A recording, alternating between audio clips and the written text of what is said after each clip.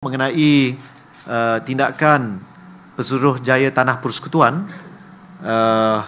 memasuki premis Menara Kuala Lumpur pada tengah malam tadi, jam 12.30 pagi, beserta notis awam mengenai penutupan sementara Menara Kuala Lumpur.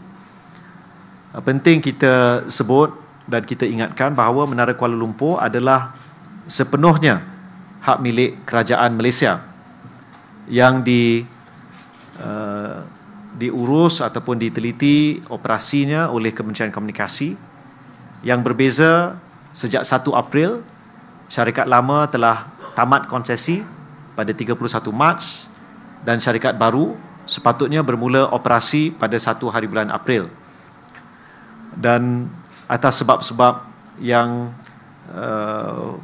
ada yang disebut dalam media, ada yang tidak, tapi syarikat yang lama enggan keluar, dan Pesuruhjaya Tanah Persekutuan telah meneliti isu ini dan berlandaskan undang-undang sedia ada termasuk Seksyen 425 Kanun Tanah Negara. Maka telah ada asas dan kita telah melalui prosesnya untuk pihak Pesuruhjaya Tanah Persekutuan masuk ke premis tersebut untuk memudahkan pemegang konsesi ataupun syarikat baru untuk masuk kelak.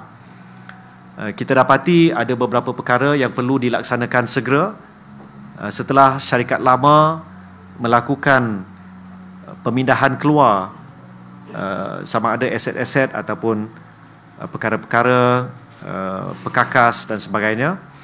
Maka beberapa perkara perlu dilakukan oleh syarikat baru untuk memastikan keselamatan dan keselesaan pengunjung Menara Kuala Lumpur terjaga. Jadi ini yang telah dilakukan. Kita jangka berdasarkan maklum balas daripada syarikat baharu nanti tentang tempoh yang diperlukan untuk menambah baik dan menyelenggara premis Menara Kuala Lumpur. Setelah kita tahu tempoh tersebut, kita akan umumkan tarikh pembukaan bagi Menara Kuala Lumpur kelak.